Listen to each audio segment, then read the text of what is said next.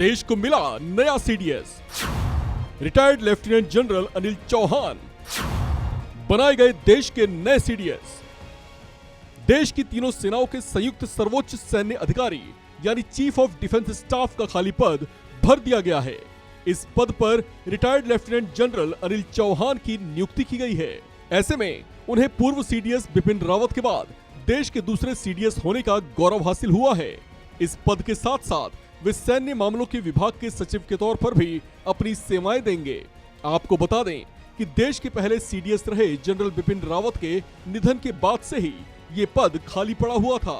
बात अब अगर देश के नए chief of defence staff Anil Chauhan की करें तो वे सेना से लेफ्टिनेंट जनरल के पद से सेवानिवृत्त हुए थे।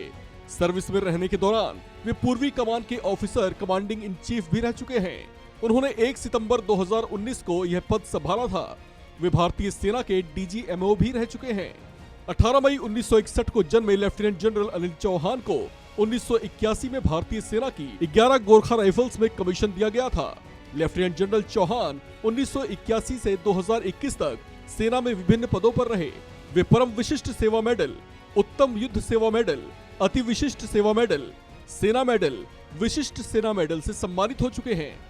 मेजर जनरल के पद पर रहते हुए उन्होंने उत्तरी कमान के महत्वपूर्ण बारामूला सेक्टर में एक इन्फेंट्री डिवीजन की कमान संभाली थी।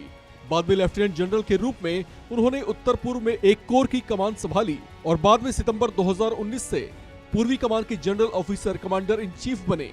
देश के पहले सीडीएस बिपिन रावत की ही तरह नए सीडीएस अनिल चौहान भी उत्तराखंड से ही ताल्लुक रखते हैं।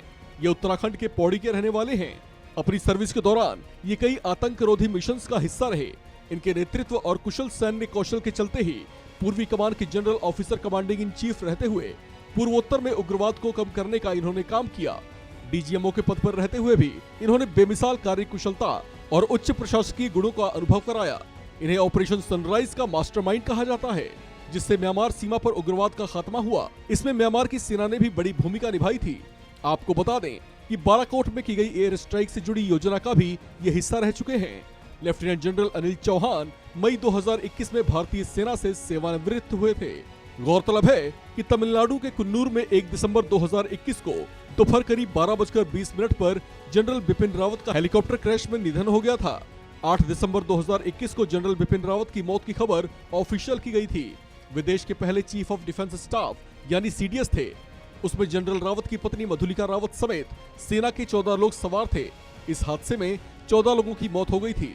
उनके निधन के बाद से ही ये पद खाली पड़ा हुआ था। इस खबर में फिलहाल इतना ही। बाकी अपडेट्स के लिए बने रहिए वन इंडिया हिंदी के साथ।